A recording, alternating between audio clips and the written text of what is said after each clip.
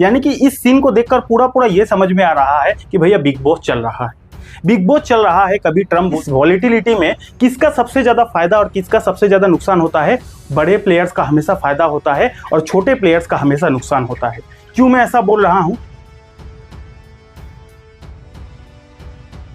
Share बाजार में हो रही है डेली गिरावट, डेली बाजार थोड़ा थोड़ा गिरते ही जा रहा है और शेयर बाजार को अभी के टाइम पे ऊपर जाने में काफी ज्यादा दिक्कत का सामना करना पड़ रहा है। ठीक है, तो इस वीडियो में हम लोग डिटेल में डिस्कस करेंगे कि आखिर किन किन रीजंस की वजह से शेयर बाजार में डेली गिरावट हो रही है और किन किन रीजन के वजह से शेयर बाजार को ऊपर जाने में दिक्कत हो रही है। हर एक रीजन को डिटेल में बात करेंगे, एक नहीं दो नहीं, बहुत सारा रीजन है जिस रीजन की वजह से शेयर बाजार में डेली परेशानी चल रही है। तो हर एक रीजन को आज की वीडियो में डिटेल में बात करेंगे। अगर आप ट्रेडिंग करते हो या फिर इन्वेस्टिंग करते हो, ये वीडियो आपका बहुत काम का वीडियो हो सकता है क्योंकि पूरा इंफॉर्मेशन आपको इस एक ही वीडियो में मिल जाएगा। ठीक है, तो चलिए करते हैं वीडियो की शुरुआत। उससे पहले डिस्क्लेमर दे दूं कि ये वीडियो एजुकेशनल पर्पस के लिए बनाया जा रहा है, आपको सिखाने और समझाने के लिए बनाया जा रहा है। वैसे शेयर बाजार में ट्रेडिंग करना, इन्वेस्टिंग करना काफी ज्यादा रिस्की होता है, पैसा डूबने का डर होता है, इसलिए ट्रेडिंग या इन्वेस्टिंग करें तो अपने रिस्क पर करें। इस वीडियो से बस आप इंफॉर्मेशन ले सकते हो। ठीक है, तो चलिए डिस्कस करते हैं कि किन किन रीजन की वजह से शेयर बाजार में लगातार गिरावट हो रही है। तो एक एक खबर को डिटेल में डिस्कस करते हैं। सबसे पहले अमेरिकन बाजार से शुरू करते हैं। अगर आप देखोगे तो कल का दिन डाउ जोन्स यानी कि अमेरिकन शेयर बाजार काफी नॉर्मल चल रहा था। अचानक से अमेरिकन शेयर बाजार में बहुत बड़ा गिरावट आया और गिरावट आने के बाद बाजार में रिकवरी भी आ गया और उसके बाद अमेरिकन शेयर बाजार फिर से नॉर्मल हो गया। कहने का मतलब ये है कि अमेरिकन बाजार आराम से नॉर्मल चल रहा था, अचानक से एक डीप आता है, फिर से रिकवरी भी आ जाता है और फिर से नॉर्मल हो जाता है। अब इस चार्ट को देखकर क्या समझ में आ रहा है? इस चार्ट को देखकर सीधा सीधा यही समझ में आ रहा है कि भैया बाजार तो नॉर्मली चल रहा था, लेकिन ये जो गिरावट आया जरूर कुछ ना कुछ खबर आया होगा जिसके वजह से बाजार में गिरावट हुआ। उसके बाद फिर से बाजार में रिकवरी हो गया और रिकवरी के पीछे भी कुछ ना कुछ जरूर खबर आया होगा जिसकी वजह से बाजार ने रिकवरी भी किया, उसके बाद बाजार नॉर्मल हो गया। ठीक है, अब ये जो वॉलेटिलिटी है, ये जो ड्रामा है, इस ड्रामा के पीछे बहुत सारा रीजन है। बात करते हैं पहले ये जो बाजार में गिरावट आया किस रीजन से आया। तो एक बहुत बड़ा खबर रिपोर्ट के थ्रू से आया है, कोई भी ऑफिशियल खबर नहीं है। रिपोर्ट के थ्रू से खबर आता है, Trump privately indicates he may soon fire Fed chairman Jerome Powell. कहने का मतलब ये है, कल रात को अचानक से ये खबर आता है कि जो डोनाल्ड ट्रंप है, अमेरिका का प्रेसिडेंट है, वो जेरोम पॉवेल को काम से निकालना चाहता है। जेरोम पॉवेल कौन है? ये अमेरिका का सेंट्रल बैंक का चेयरमैन है, उनको ट्रंप निकालना चाहता है। और हम सभी लोगों को, पूरा दुनिया को पता है कि ट्रंप का और जेरोम पॉवेल का थोड़ा भी नहीं बनता है। तो ये जैसे ही खबर आ जाता है, अब डेफिनेटली जेरोम पॉवेल अमेरिका का सेंट्रल बैंक का चेयरमैन है, उनको ही निकाल दिया जाएगा तो अमेरिकन बाजार थोड़ी ना खुशियां मनाएगा। ये खबर आते ही अमेरिकन बाजार में धर्म से गिरावट आता है। रिकवरी क्यों हुआ? उसके बाद फिर से ट्रंप की तरफ से क्लियरिटी ये आ जाता है, Trump denies that he plans to fire Powell. यानी कि ट्रंप ने इस खबर को डिनाई कर दिया। ट्रंप कहता है कि ऐसा कोई बात नहीं है, हम यानी कि मैं जेरोम पॉवेल को नहीं निकालने वाला हूं। और जैसे ही ये खबर आता है उसके बाद डाउ जोन्स पे फिर से रिकवरी आ जाता है। तो इस तरीके का आप गेम देख रहे हो। एक तरफ खबर आता है कि ट्रंप निकालना चाहता है, बाजार गिर जाता है, फिर खबर आता है कि ट्रंप नहीं निकालना चाहता है, बाजार रिकवरी हो जाता है। और इस वॉलेटिलिटी में किसका सबसे ज्यादा फायदा और किसका सबसे ज्यादा नुकसान होता है? बड़े प्लेयर्स का हमेशा फायदा होता है और छोटे प्लेयर्स का हमेशा नुकसान होता है। क्यों मैं ऐसा बोल रहा हूं? क्योंकि भैया बाजार गिरा उठा, अब इसके पीछे खबर था।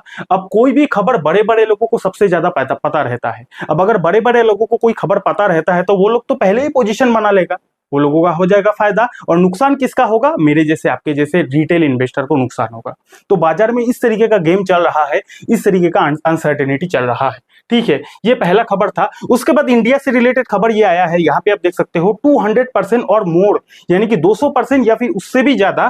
Trump hints as very high tariff on pharma by August 1, यानी कि 1 अगस्त तक ट्रंप जी जो है वो हमारे इंडियन फार्मा कंपनीज पर 200% का टैरिफ लगाने के लिए धमकी दे रहे हैं। अब ये 200% का टैरिफ का मतलब आप समझते हो, अमेरिकन मार्केट में अगर कोई भी दवाई इंडिया का 10 रुपए में बिकता है, 200% टैरिफ अगर लग जाएगा तो वही दवाई 30 रुपए में बिकेगा अमेरिकन मार्केट में। तो इसका मतलब अगर सच में ये खबर सच हो जाता है, अगर वाकई में ट्रंप 200% का टैरिफ फार्मा में लगा देता है, तो हमारा जितना भी फार्मा कंपनी से उनका तो बिजनेस ही खत्म हो जाएगा। उनका अमेरिका में जो बिजनेस चल रहा है, बिजनेस ही खत्म हो जाएगा। क्योंकि 3 गुना अगर दवाई का दाम बढ़ जाएगा तो बिजनेस कैसे होगा? ठीक है।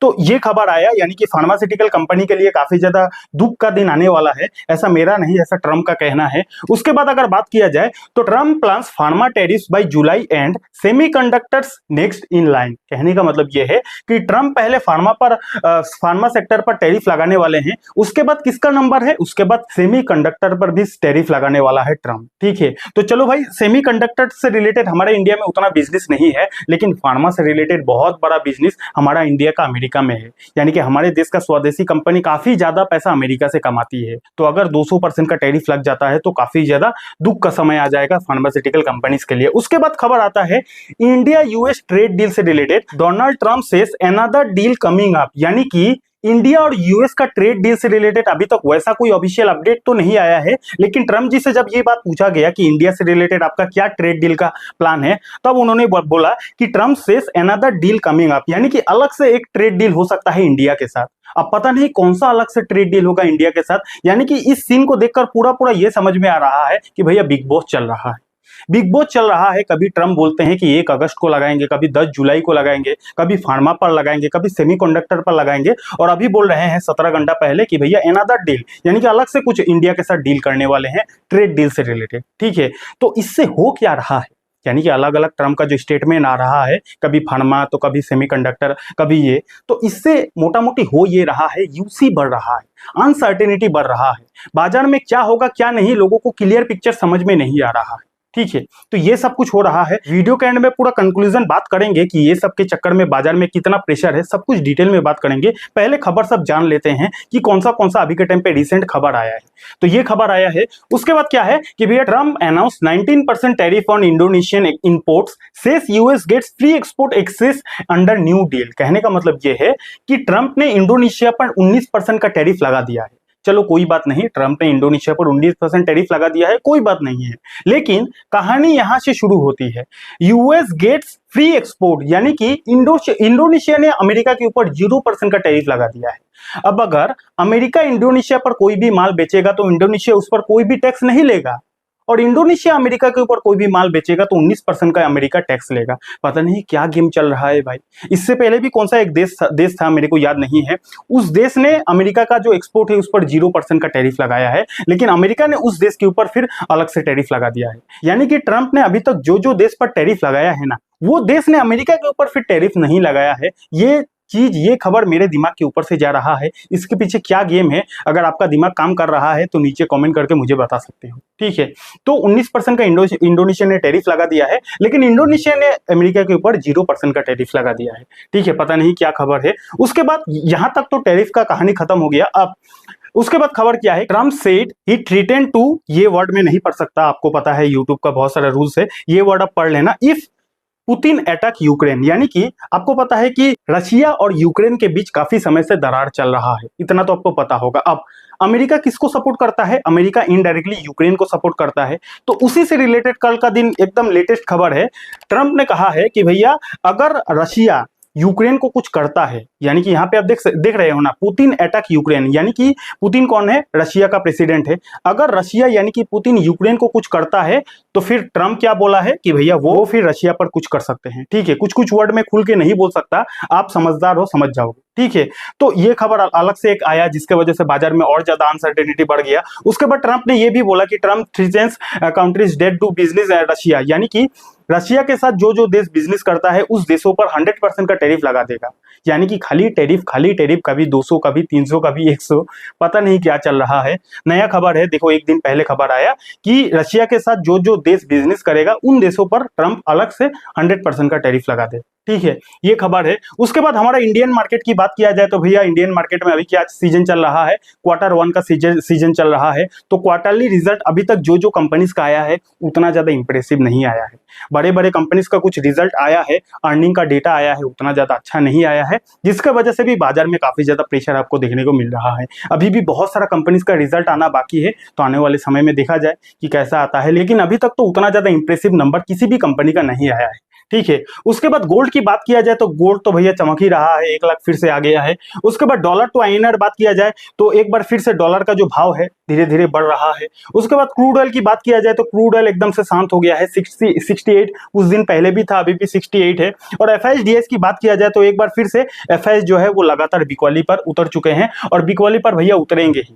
इतना ज्यादा बाजार में अनसर्टेनिटी है, ट्रम्प का टैरिफ का कहानी खत्म हो ही नहीं रहा है और डेली कुछ ना कुछ टैरिफ से रिलेटेड नया अपडेट आ जाता है। कभी ट्रम्प बोलते हैं कि भैया 100% का टैरिफ लगाऊंगा उनको जो लोग रशिया को सपोर्ट करता है, फिर कभी ट्रम्प बोलते हैं कि भैया फार्मास्यूटिकल कंपनी पर 200% का टैरिफ लगाऊंगा, फिर कभी बोलते हैं कि भैया इंडिया और यूएस के बीच जो ट्रेड डील है कुछ नया मैं इसमें लाने वाला हूं। तो इतना ज्यादा बाजार में अनसर्टेनिटी होगा तो शेयर बाजार थोड़ी ना चमकेगा। बाजार को एक चीज बिल्कुल भी पसंद नहीं है, वो है अनसर्टिनिटी। अब बाजार में यही चीज है तो शेयर बाजार में इसीलिए आपको लाल रंग देखने को मिल रहा है। तो अभी तक इस वीडियो का कंक्लूजन क्या है? सबसे पहले हमने बात किया कि अभी के टाइम पे शेयर बाजार में क्या क्या खबर चल रहा है।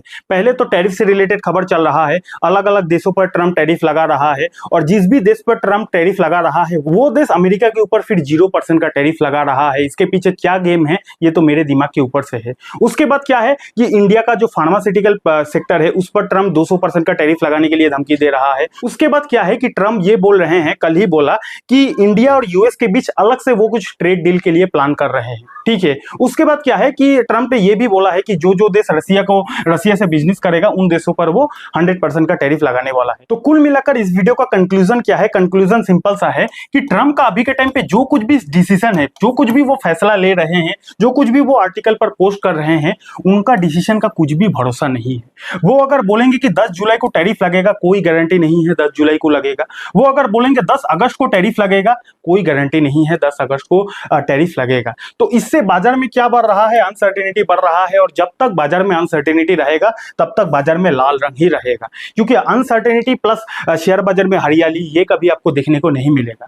अनसर्टेनिटी में बड़ा प्लेयर कभी भी पैसा नहीं लगाता है, यानी कि एफआईएस हो गया, डीआईएस हो गया, कभी भी ज्यादा पैसा नहीं लगाता है और इसीलिए एफआईएस लगातार बिकवाली कर रहा है और बिकवाली की वजह से बाजार में गिरावट हो रहा है। इसीलिए कंक्लूजन सिंपल सा है कि ट्रेडिंग करते हो, इन्वेस्टिंग करते हो, पूरा का पूरा खबर पर नजर रखो कि क्या खबर आ रहा है। और कोई भी सेक्टर पर अगर आप इन्वेस्टमेंट करना चाहते हो, कहीं भी इन्वेस्टमेंट करना चाहते हो, तो उस सेक्टर को देखो कि ट्रम्प उस सेक्टर पर कितना % का टैरिफ लगाना चाहता है। अगर उस सेक्टर पर ट्रम्प का नजर है, टैरिफ ज्यादा लगाना चाहता है, तो वहां पे आपको सतर्क हो जाना चाहिए, बुद्धि का इस्तेमाल करके ही ट्रेडिंग और इन्वेस्टिंग करना चाहिए अभी के टाइम पे, ठीक है।